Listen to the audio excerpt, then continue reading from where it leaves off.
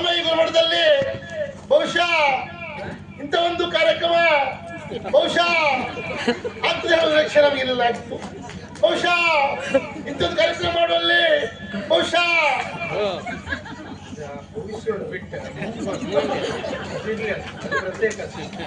ಮಹಾರಾಜರು ಅವರ ಹೆಸರು ಮಹಾರಾಜ ಚಂದದ ಮಹಾರಾಜ್ರೆ ಅಷ್ಟೇ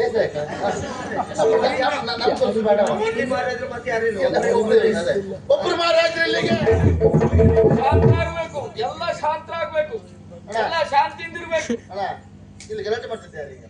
ವದೀಪೆ ವದೀಪೆ ವದೀಪೆ ಒದಿತೆ ಯಕ್ಷಗಾನವೆಂದರೆ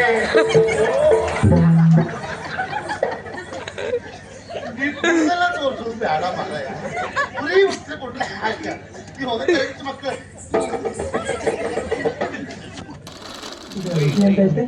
ಸಮಸ್ಯೆ ಆಗ್ತಿ ಯಾಕೆಂದ್ರಲ್ವಾ ಹಾಗೆ ಅಲ್ವಾ ಎಲ್ಲದಕ್ಕೆ ಬೇಕು ಮಾರಾಯ. ಅದಲ್ಲ, ಹೌದಾ ಮೊದಲಾಗಬೇಕಾದ್ದೇನು? ನಮ್ಮ ಗುರುಕುಲದ ವಿದ್ಯಾರ್ಥಿಗಳು ಮೊದಲು ಇಲ್ಲಿ ಬರಬೇಕು. ಬರ್ಬೇಕು. ಯಾರ್ಯಾರು ಹುದ್ದೆಗೆ ಹೆಸರನ್ನು ಕೊಟ್ಟಿದ್ದಾರೋ ಅವರು ಮೊದಲು ಇಲ್ಲಿ ಬರ್ಬೇಕು. ಅಲ್ಲ ಬರುವುದು ನನ್ನ ಮಕ್ಕಳಿಗೆ ಮತ್ತೆ ಆಮೇಲೆ ಮೊದಲಾಗಿ ಸ್ವಾಗತ ಸ್ವಾಗತ ಭಜನೆ ಆಗ್ಬೇಕಲ್ಲ. ಅದನ್ನ ಗೊತ್ತಿಲ್ಲ ಮಾರಾಯ, ಅದನ್ನೇ ಹೇಳ್ಕೊಟ್ಟಿದ್ದೇವೆ. ಸ್ವಾಗತ ಆದ್ಮೇಲೆ ಅವ್ರನ್ನ ಕರೆಯುವುದು. ಹಾ ಹೋ ಅಂದ್ರೆ ಇವತ್ತು ಹಾಗೆ ಹಾಗೆ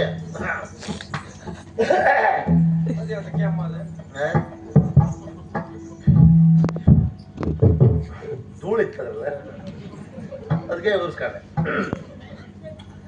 ಎಲ್ರಿಗೂ ನಮಸ್ಕಾರ.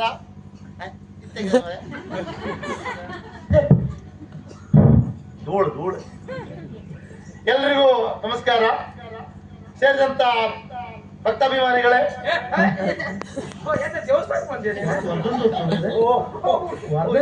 ಇದು ಗುರುಮಠ ಕಾರ್ಯಕ್ರಮ ಸೇರಿದಂತ ಎಲ್ಲ ವಿದ್ಯಾರ್ಥಿಗಳೇ, ಆಗ ಊರಿನವರೇ, ಹೊರ ಊರಿನವರೇ, ಬಂದವರೇ, ನಿಂತವರೇ, ಕುಂತವರೇ, ವೆಚ್ಚದಲ್ಲಿದ್ದವರೇ, ಮಗದವರೇ, ಎಲ್ರಿಗೂ ಸ್ವಾಗತ. ನಮ್ಮ ಈ ಗುರುಮಠದಲ್ಲಿ ಬಹುಶಃ ಇಂಥ ಒಂದು ಕಾರ್ಯಕ್ರಮ ಬಹುಶಃ ಆಗ್ತದೆ ಅನ್ನೋ ನಿರೀಕ್ಷೆ ನಮಗಿಲ್ಲ ಆಗಿತ್ತು. ಬಹುಶಃ ಇಂಥದ್ದು ಕಾರ್ಯಕ್ರಮ ಮಾಡುವಲ್ಲಿ ಬಹುಶಃ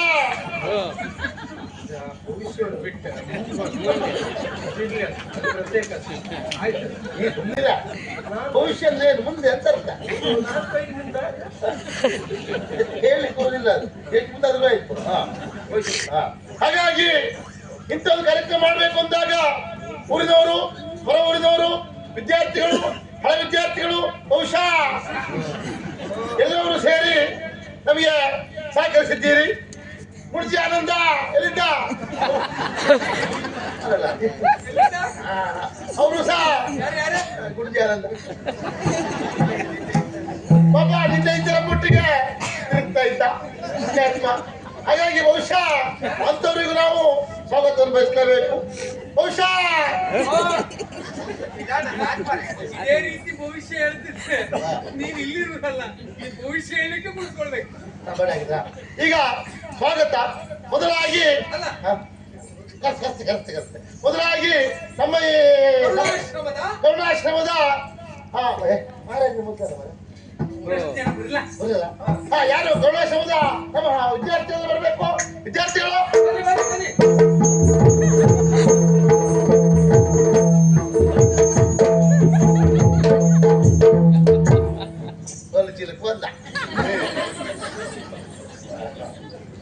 ಹಾಗೆ ನಮ್ಮ ಈ ಕಾರ್ಯಕ್ರಮವನ್ನ ಶುರು ಮಾಡಬೇಕಾಗಿ ಕೇಳಿಕೊಳ್ಳುತ್ತಾ ಅಧ್ಯಕ್ಷ ಸ್ಥಾನವನ್ನ ಇಲ್ಲಿ ಮಹಾರಾಜರು ಅವರ ಹೆಸರು ಮಹಾರಾಜ ಹೆಸರು ಮಹಾರಾಜ್ರೆ ಅಷ್ಟೇ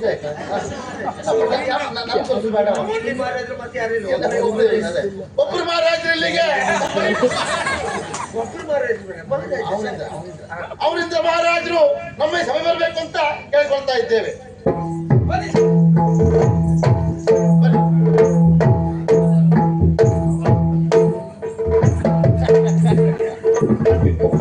ಶಾಂತರಾಗಬೇಕು, ಎಲ್ಲ ಶಾಂತರಾಗಬೇಕು, ಎಲ್ಲ ಶಾಂತಿಯಿಂದಿರ್ಬೇಕು. ಇಲ್ಲಿ ಗಲಾಟೆ ಮಾಡ್ತಿದ್ದಾರೆ ಈಗ. ಒಳ್ಳೆ ಹುಲ್ಗಾಡಿ ಬಂದ ನಾನ್ ಕಲ್ತ ಇಲ್ಲಿ ಮಹಾರಾಜರು ಬರಲಿ ಅಂತ ಹೇಳಿದ್ರೆ ಶಾಸ್ತ್ರ ಆಗ್ಬೇಕು ಪಡ್ಕೊಳ್ತಿದ್ರ ಇಲ್ಲಿ ಅವ್ರಿಗೆ ಯಾರು ಗೊತ್ತಾಯ್ತಾ? ಅಲ್ಲಿ ಜನ ಯಾರು ಕರೆದು ಮಹಾರಾಜರಲ್ಲ ನಲಂದದಿಂದ ಬಂದವ ನಾನು. ಅವ್ರನ್ನ ನಡ್ಕೊಂಡು ತಿಂದ್ಬಿಡ್ತಾವ್ರು. ನಳಂದದಿಂದ ಬಂದವ್ರು. ಅಲ್ಲಿ ವಿದ್ಯಾರ್ಥಿಗಳು ಬಹಳ ಸಂತೋಷ ಆಯ್ತು. ಬನ್ನಿ ಬನ್ನಿ ಬನ್ನಿ ಬನ್ನಿ ಬನ್ನಿ ಬನ್ನಿ ಹಾ. ಈಗ ಮಹಾರಾಜರು ಬರ್ಬೇಕು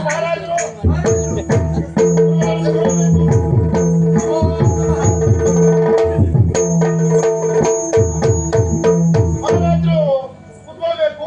ಆ ಗುರುಗಳಿಗೆ ಪೀಠ ಹೋಗ್ಬೇಕಲ್ಲ ನಿಂಗೆ ಎಲ್ಲ ಆ ಕಡೆಯಾ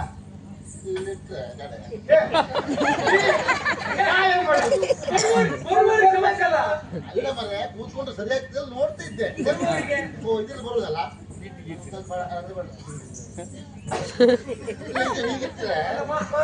ನಾಲ್ಕು ಮಾಡ್ತೀನಿ ಅವ್ರು ಈಗ ಬಂದ ಈಗ ಹೋಗಿ ಸರಿ ಆಗ್ತದೆ.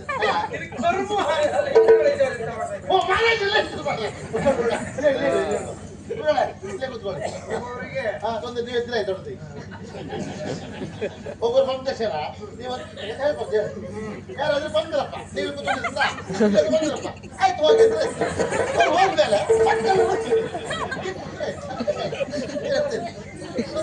ಕುಡ್ಲಿಕ್ಕೆ ಆಗುದು ಒಂದೇ ಇರೋದಿಲ್ಲ ಮತ್ತಂದ್ರೆ ಹಾ ಈಗ ಹೋಗಟ್ಟು ಏನು ಮಹಾರಾಜರು ಬಂದ್ರು ಗುರುಗಳು ಬಂದ್ರು ಇವ್ರು ಬರ್ತಾರ ಅವರು ಹಣ ಎಷ್ಟು ಕೊಟ್ಟಿರಿ?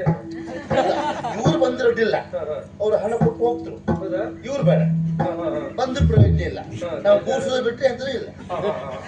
ಮನೆ ಕಾರ್ಯಕ್ರಮ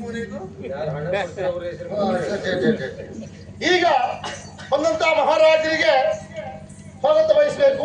ಹೂಗುಚ್ಚವನ್ನು ಕೊಟ್ಟು ಕೊಡುವವರು ಕಣಿಮಣಿ ಕಣಿಮಣೆ ಕಣಿಮಣೆ ನೀವು ಯಾಕಿತ್ತು ಅಂದ್ರೆ ಗುರುಗಳೇ ಏನ್ ಹೇಳಿದೆ ನೀನು? ಕಣ್ಣಿಮಣಿ ಅಂದೆ ಅದು ಹಾಗಲ್ಲ ಮಾರಾಯ. ಕಣ್ಣುಮಣಿ ಕಣ್ಣಿಮಣಿಯ ಪುಣ್ಯಾತ್ಮರ ಹೆಸರೆಲ್ಲ ಅಂತ ಹೇಳುದು. ಕಣ್ಮಣಿಯವರು ಹೂಗುಚ್ಚನ್ನು ಕೊಟ್ಟು ಸ್ವಾಗತಿಸಬೇಕು. ಹೂಗುಚ್ಚ ಬೇಗ ಬೇಗ ಬೇಗ ಬೇಗ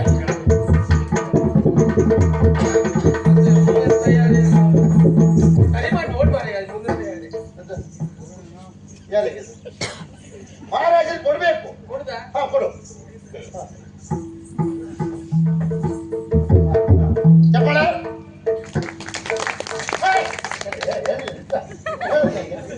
ಹೋಗ್ಬಿಡ್ಲಿ ಮಾಡ್ಕೊಂಡು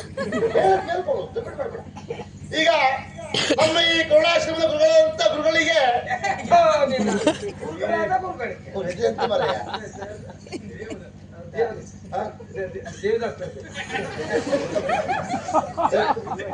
ದೇವದತ್ತ ಇಲ್ಲಿ ಗುರುಗಳಂತ ದೇವದತ್ತರಿಗೆ ಕಣ್ಮಣಿಯವರು ಹೂಗುಚ್ಚವನ್ನು ಕೊಟ್ಟು ಸ್ವಾಗತಿಸಬೇಕು.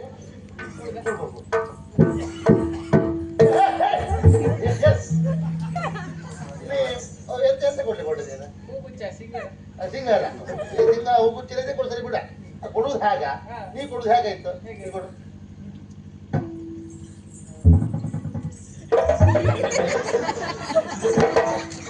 ನಾನೆಂತ ಸೊಪ್ಪೋಗಿ ನಾನೆಲ್ಲ ಹೀಗೆ ಮಾಡ್ತಾ ಇದ್ದಿಲ್ಲ. ಮತ್ತೆ ಇದ್ರ ಪ್ರಯೋಜನ ಇಲ್ಲ. ನನಗೆ ಬೇಡ ಮರಯ್ಯ ನಾವು ಹೇಳ್ಕೊಟ್ಟಿದ್ದೆ ಅವಳಿಗೆ ಹಾಕೊಡುವುದಲ್ಲ. ಹೋಗಿ ಕೈ ಕೊಟ್ಟು ನಮಸ್ಕಾರ ಮಾಡಿ ಬರ್ಬೇಕು. ಗುರುಗಳಿಗೆ ಹೂಗುಚ್ಚವನ್ನು ಕೊಟ್ಟು ಚಪ್ಪಳ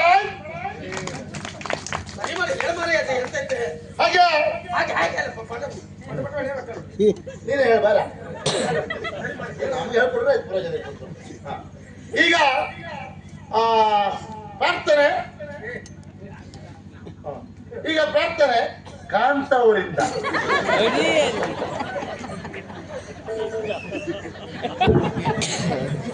ಹಾಡ್ತಾರ ಈಗ ಹೇಳ ಎಷ್ಟು ಕಷ್ಟ ನನಗೂ ನಿಂಗುತ್ತದೆ ಅಂತ ಹೇಳುತ್ತದೆ. ಏನ ಹೀಗ್ ಮಾಡ್ತಾ ಅಂತ ನನಗೆ ಗೊತ್ತಿತ್ತು. ಅದಕ್ಕೆ ನಾನು ನಮ್ಮ ವಿಠಲ್ ಹತ್ರ ಬರೆಸ್ಕೊಂಡ್ ಬಂದಿದ್ದೆ. ಒಳ್ಳೆ ಜನ ಬಂದ್ಕೊಟ್ಟವರು ಅವ್ರಿಗೆ ನಾವು ಹಿಡಿಯೋದಕ್ಕೆ ಕೊಟ್ಬಿಡುದಿಲ್ಲ.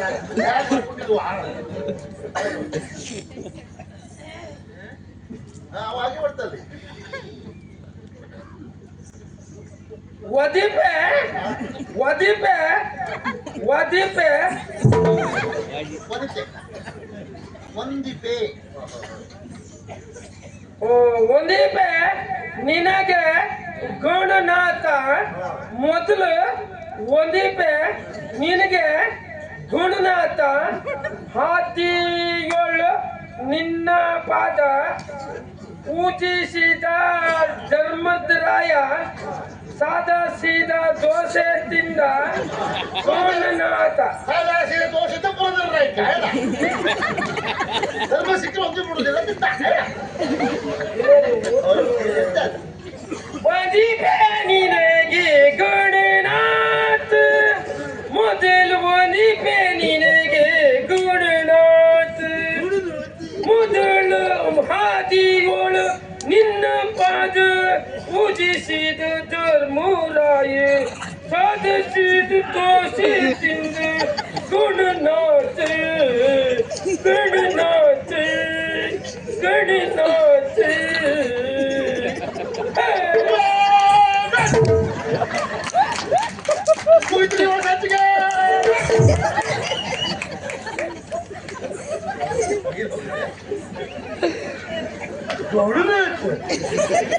ಗುಣನಾಥ ಹಾಗೆ ಪ್ರಾರ್ಥನೆ ಮಾಡಿದಂತ ಶಾಂತವರಿಗೂ ಧನ್ಯವಾದ.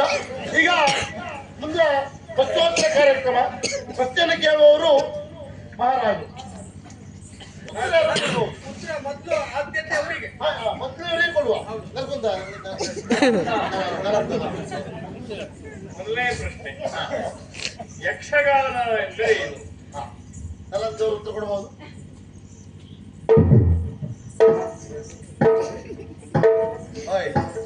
ಇವತ್ತೇ ಉತ್ತರ ಕೊಡು. ತಿರುಗಾಡೋ ರೀತಿಯ ಪ್ರಶ್ನೆ ಏನಾಯ್ತು? ಯಕ್ಷಗಾನ ಯಾವ್ದು? ಯಕ್ಷಗಾನ ಯಕ್ಷಗಾನ.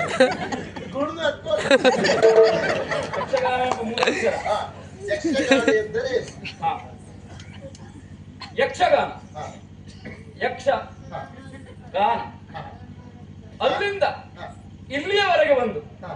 ಯಕ್ಷಗಾನ, ಯಕ್ಷ ಗಾನ. ಗೊತ್ತಾಯ್ತು. ಹೇಗಾಯ್ತು ಗೊತ್ತಾ? ಅಪ್ಪ ಅಮ್ಮ ಅಮ್ಮ ಅಪ್ಪ ಹಾಗಲ್ವಾ? ಒಳ್ಳೆ ಒಳ್ಳೆ ಉತ್ತರ. ಅದರಲ್ಲಿ ಎಲ್ಲ ವಿಧಾನಗಳುಂಟು. ನೃತ್ಯ ಉಂಟು, ನಾಟ್ಯ ಉಂಟು, ಹಾ, ಗಾಯನ ಉಂಟು, ಹಾ, ಮಾತುಗಾರಿಕೆ ಉಂಟು. ಹಾ, ಇದೆಲ್ಲವನ್ನ ಸೇರಿ ಹಾ, ಅದ್ಭುತ ಕಲೆ ಯಕ್ಷಗಾನ. ಹಾ. ಮತ್ತೊಂದುಂಟು ಗೊತ್ತುಂಟಾ? ಹಾ. ಯಥೋ ಹಸ್ತ ತಥೋ ದೃಷ್ಟಿ. ಹೀಗೆಲ್ಲ ಉಂಟು. ನಾನ್ ನೋಡಿದಲ್ಲಿ ನೀ ನೋಡ್ಬಾರ್ದು, ನೀ ನೋಡಿದ್ರೆ ನಾನ್ ನೋಡ್ಬಾರ್ದು. ಅಲ್ಲ, ನೀನು ನೋಡುದು ಮತ್ತೆ ಯಾರು ನೋಡುದಿಲ್ಲ. ಅದೇ ಅದೇ ಅದೇ. ಇದೆ. ಹೌದು, ಉತ್ತರ ಇದೆ. ಇದು ಮಹಾರಾಜರು ಉತ್ತರ. ಮತ್ತೆ ಯಾರಾದ್ರೂ ಉತ್ತರಿಸುವುದಿದ್ರೆ ಉತ್ತರಿಸುವುದು. ಈಚೆ ಬನ್ನಿ. ಸಮುದ್ರ ಅವರು ಉತ್ತರ ಕೊಡಬೇಕು.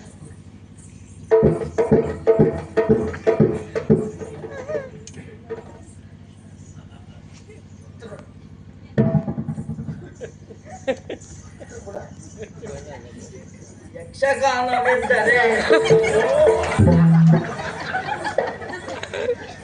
ಇದೆಲ್ಲ ತೋರಿಸೋದು ಬೇಡ ಮಾರಾಯ. ಬರೀ ಉತ್ತರ ಕೊಟ್ಟರೆ ಸಾಧ್ಯ. ನೀವು ಹೋದ್ರೆ ಹೆಚ್ಚು ಮಕ್ಕಳು ಉತ್ತರ ಉತ್ತರ ಮಾತಾಡ್ತಾರೆ.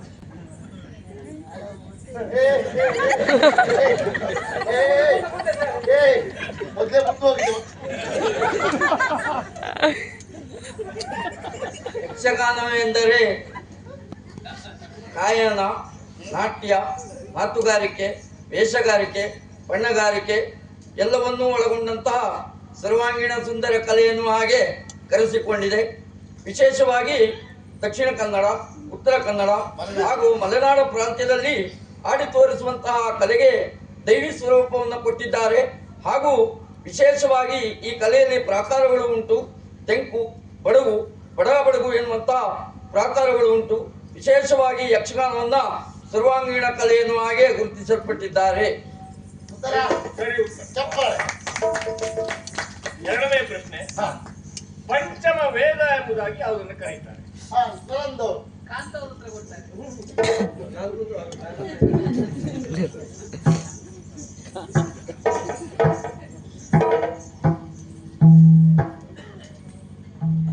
ಪಂಚಮ ವೇದ. ಹಾ, ಹಾ.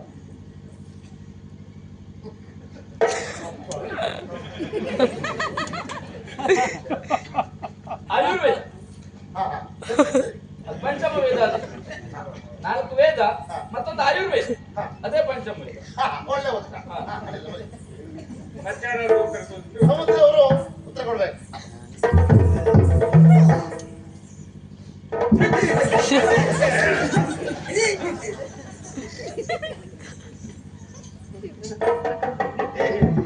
ಎಂತಾಯ್ತಾ?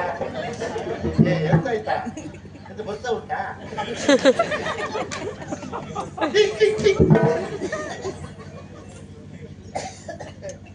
ನಮ್ಮ ಸನಾತನ ಸಂಸ್ಕೃತಿಯಲ್ಲಿ ಅನೇಕ ರೀತಿಯ ಗ್ರಂಥಗಳು ನಮಗೆ ಆದರ್ಶಪ್ರಾಯವಾಗಿ ಪರಿಣಮಿಸಿದೆ. ರಾಮಾಯಣ, ಮಹಾಭಾರತ, ಮನುಸ್ಮೃತಿ ಮುಂತಾದಂತಹ ಗ್ರಂಥಗಳನ್ನು ನಾವು ಅಭ್ಯಸಿಸಿದ್ದೇವೆ. ಇದರಲ್ಲಿ ವಿಶೇಷವಾಗಿ ಮಹಾಭಾರತ ಎನ್ನುವಂಥ ಕಾವ್ಯ ಪಂಚಮ ವೇದ ಎನ್ನುವ ಹಾಗೆ ಕರೆಸಿಕೊಂಡಿದೆ. ಸರಿಯಾದ ಉತ್ತರ.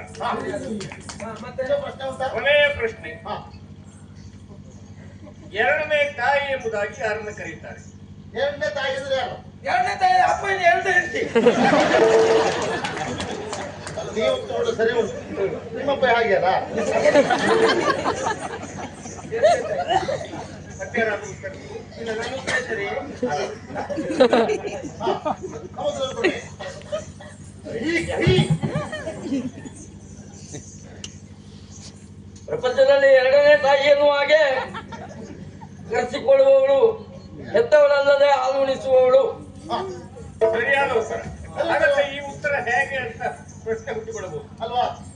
ಉದಾಹರಣೆಯಾಗಿ ಪುರಾಣದಲ್ಲಿ ಕಥೆ ಸಿಗ್ತದೆ. ಹಾ ಇನ್ನೊಂದು ಸಂದರ್ಭ, ಹಾ. ಕುಂತಿದೇವಿ ಮದುವೆಗೂ ಮುತ್ತಲೇ ಕರ್ಣನನ್ನ ಹಡೆದಂತಹ ಕಾಲಕ್ಕೆ ಲೋಕಾಪವಾದಕ್ಕೆ ಅಂಜಿ ಅವನನ್ನ ಪೆಟ್ಟಿಗೆಯಲ್ಲಿಟ್ಟು ಗಂಗಾ ನದಿಯಲ್ಲಿ ತೇಲಿಬಿಟ್ಟರಂತೆ. ಹಾ ಆ ಪೆಟ್ಟಿಗೆಯನ್ನು ಎತ್ತಿಕೊಂಡಂತಹ ಅಧಿರಥ ತನಗೆ ಮಕ್ಕಳಿಲ್ಲದ ಕಾರಣ ನನ್ನ ಹೆಂಡತಿ ಕೈಗೆ ಆ ಮಗುವನ್ನು ಒಪ್ಪಿಸಿದ. ನಿಜವಾಗಿ ಆತನ ಮಡದಿ ರಾಧೆ ಮಕ್ಕಳನ್ನ ಹೆತ್ತವಳಲ್ಲ. ಆದರೂ ಶಿಶುವಾಗಿದ್ದಂತಹ ಕರ್ಣನನ್ನ ಮೇಲೆತ್ತಿಕೊಂಡು ಎದೆಗವಾಸಿಕೊಂಡಾಗ ತಂದೆ ಅನ್ನುವುದು ವಸರಿತಂತೆ. ಹಾಗಾಗಿ ತಾಯ್ತನ ಅನ್ನುವುದು ಜಾಗೃತವಾಯಿತು. ಹಾಗಾಗಿ ಹೆತ್ತಲ್ಲದೆ ಆಲೋಚಿಸಿದವರು ಎರಡನೇ ತಾಯಿ ಎಂಬುದಾಗಿ ಕರೆಸಿಕೊಂಡರು. ಸರಿಯಾದ ಉತ್ತರ. ಈಗ ನಾಟ್ಯ ಸ್ಪರ್ಧೆ ಕ್ಷೀರ ಹಾಗೂ ಶಾಸ್ತ್ರಗಳಿಂದ